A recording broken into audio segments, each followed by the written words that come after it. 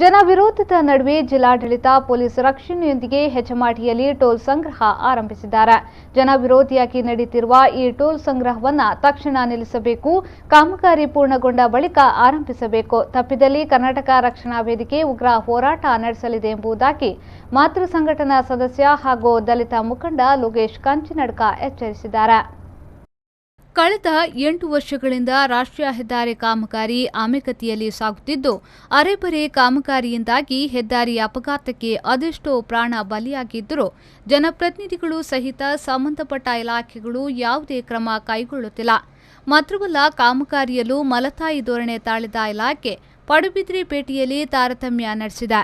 ಹಳೆಯ ಹೆದ್ದಾರಿಯ ಮಧ್ಯಭಾಗದಿಂದ 2 ಕಡೆಗಳಲ್ಲೂ ಸರಿಸಮಾನವಾಗಿ ಕಟ್ಟಡಗಳು ತೆರವುಗೊಂಡು ಕಾಮಗಾರಿ ನಡೆಯಬೇಕಾಗಿದ್ದರೂ ಇಲ್ಲಿ ಮಾತ್ರ ಪಶ್ಚಿಮ ದಿಕ್ಕಿನಲ್ಲಿ ಕಾನೂನು ರೀತಿಯ ತೆರವು ಕಾರ್ಯ ನಡೆದಿದ್ದರೂ ಪೂರ್ವ ದಿಕ್ಕಿನಲ್ಲಿ ಮಾತ್ರ ಯಾವುದೇ ಕಾರಣದ ಕೈಗಳ ಹಣ ಹಾಗೂ ಅಧಿಕಾರ ದುರುಪಯೋಗ ಮಾಡುವ ಮೂಲಕ ಅರೆಬರೆ ಕಟ್ಟಡವನ್ನು ಉಳಿಸಿ ಪೂರಕ ಸರ್ವಿಸ್ ರಸ್ತೆ ಸಹಿತ ಪಾರ್ಕಿಂಗ್ಗೆ ಅವಕಾಶವೇ ಇಲ್ಲದಂತೆ ತುಂಡರಿಸಿದ ಕಟ್ಟಡಗಳಿಗೆ ತೇಪೆ ಹಾಕಿ ಕಾನೂನು ಬಾಹಿರವಾಗಿ ವ್ಯಾಪಾರ ವಹಿವಾಟು ಮುಂದುವರೆಸಿದ್ದು ಮಲತಾಯಿ ಧೋರಣೆಯ ಅಂತಿಮ ಹಂತವಾಗಿದೆ.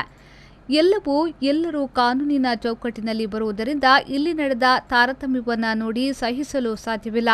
2 ಕಡೆಗಳಲ್ಲೂ ಒಂದೇ ರೀತಿಯಾಗಿ ತೆರವು ಕಾರ್ಯ ನಡೆಸತಕ್ಕದ್ದು. 5 ಮೀಟರ್ ಅಗಲದ ರಸ್ತೆ ಡಿವೈಡರ್ ನಿರ್ಮಿಸಲೇಬೇಕು. ಈ ಎಲ್ಲ ಕಾಮಗಾರಿಗಳು ಮುಂದಿನ 1 ತಿಂಗಳೊಳಗೆ ನಡೆಯಬೇಕಾಗಿದ್ದು, ತಪ್ಪಿದಲ್ಲಿ ಕರ್ನಾಟಕ ರಕ್ಷಣಾ ವೇದಿಕೆ ಹಾಗೂ ಸಮಾನ ಮನಸ್ಕ ಸಂಘಟನೆಗಳು ರಾಜಕೀಯ ರಹಿತವಾಗಿ ಉಗ್ರ ಹೋರಾಟಕ್ಕೆ ಮುಂದಾಗಲಿದ್ದೆವೆಂಬುದಾಗಿ ಲೋಕೇಶ್ ಕಂಚಿನಡ್ಕ ಎಚ್ಚರಿಸಿದ್ದಾರೆ.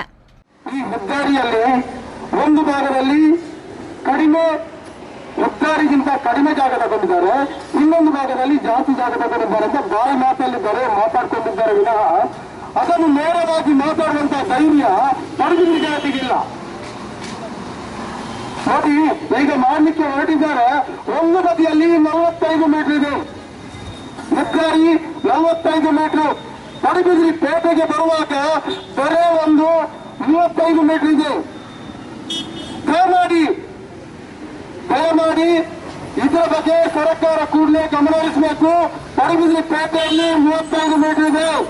ಹಿಂದಿನಿಂದ ಬರುವಾಗ ಎರ್ನಾಳ್ ಕಡೆಯಿಂದ ಬರುವಾಗ 45 ಮೀಟರ್ ಇದೆ.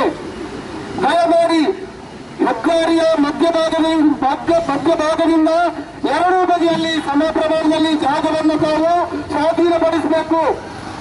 ಇದು ನಾನು ಸರ್ಕಾರವನ್ನು ಆಗ್ರಹಿಸಿದ್ದೇನೆ. ಈ ಸಂದರ್ಭ ಸಂಘಟನೆಯ ರಾಜ್ಯ ಜಲ ಪ್ರಮುಖರು ಹಾಜರಿದ್ದರು. ಸುರೇಶ್ ಶರ್ಮಾಳ್, ವಿ4 ನ್ಯೂಸ್ 24/7 ಪಡುಬಿದ್ರೆ.